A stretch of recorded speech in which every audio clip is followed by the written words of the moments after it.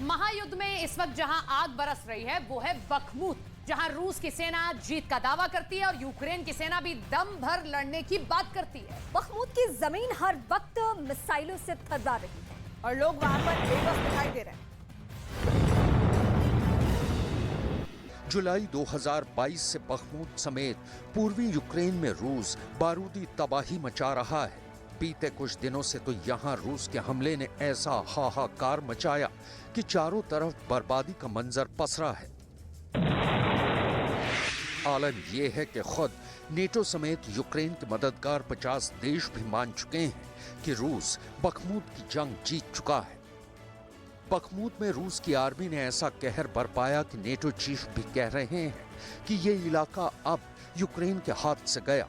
Bakhmut में Ukraine की सेना के हथियार डालने और इस इलाके से भागने की खबरें बीते कई दिनों से अंतर्राष्ट्रीय सुर्खियों में शुमार है। इस इलाके में आसमान से रॉकेट और मिसाइलें आग बरसा रही हैं, तो जमीन पर भी रूस की सेना छोटे हथियारों से कोहराम मचा रही है। यूक्रेन की सेना ने युद्ध के बीच राहत और बचाव के काम में जुटे लोगों से भी बखमूत न जाने की नसीहत दी है, क्योंकि अब बाजी उनके हाथ से निकल चुकी है और रूस की सेना की खूनी सनक बढ़ती जा रही है। Принял плюс, принял. Дякую за работу, отличная работа, парни. रूस के रक्षा मंत्री के मुताबिक सिर्फ फरवरी में ही यूक्रेन के 11,000 जवान मारे जा चुके हैं। В рамках американской стратегии сломить Россию силой оружия, западные страны наращивают поставки вооружения, военной техники на Украину, расширяют программу обучения личного состава украинской армии. Вместе с тем, поддержка странами НАТО киевского режима не приводит к успехам украинских войск на поле боя. Наоборот, наблюдается значительный рост потерь среди личного состава вооруженных сил Украины. Только в феврале они увеличились более чем на 40% по сравнению с январем и составили свыше 11 тысяч военнослужащих. पुतिन के रक्षा मंत्री ने साफ कर दिया है कि ऑपरेशन बखमूत तब तक जारी रहेगा जब तक कि यहां के चप्पे चप्पे पर रूस का कब्जा नहीं हो जाता है। यूक्रेन के लिए बखमूत गंवाने का मतलब है कि देश का पूर्वी हिस्सा हार जाना। यही वजह है कि जेलेंस्की इसे बचाने के लिए बड़ी से बड़ी कुर्बानी देने को तैयार है।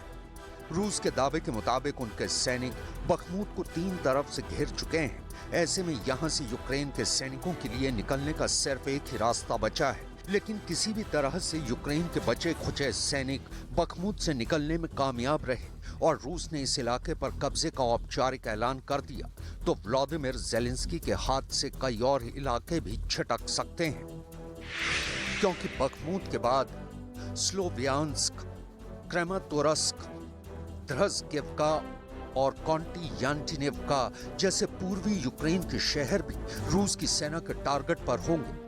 यूक्रेन के सैनिकों के पास हथियारों और गोला बारूद की भारी किल्लत है। एक व्लादिमीर पुतिन के सामने 54 देश भी कम पड़ रहे हैं। खुद नेटो ने यह कबूल किया है कि यूक्रेन की जंग में एक दिन में जितना गोला बारूद की दरकार है उतना तो अमेरिका और यूरोप के देश मिलकर भी एक दिन में बनाने में नाकाम है। War in Ukraine is consuming an enormous amount of ammunition and depleting Allied stockpiles. The current rate of Ukraine's ammunition expenditure is many times higher than our current rate of production. This puts our defense industries under strain. For example, the waiting time for large caliber ammunition has increased from 12 to 28 months.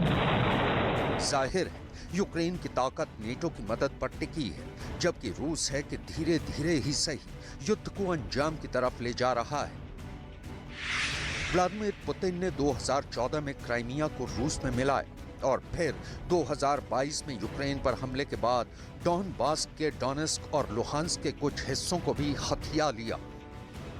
Zelensky खुद कबूल कर चुके हैं कि अगर रूस ने Bakhmut पर कब्जा कर लिया तो फिर पुतिन की आर्मी के लिए पूरे यूक्रेन में दाखिल होने का रास्ता खुल जाएगा। यही वजह है कि अमेरिका की अगुवाई में नेटो के देश टैंकों के बाद अब लड़ाकू विमान भी कीव भेजने पर राजी हो सकते हैं। ऐसे में सवाल ये कि अगर अमेरिका के F-16 और फ्रांस के मिराज जैसे फाइटर अगर वाकई यूक्रेन पहुंच गए तो पुतिन का रिएक्शन क्या होगा?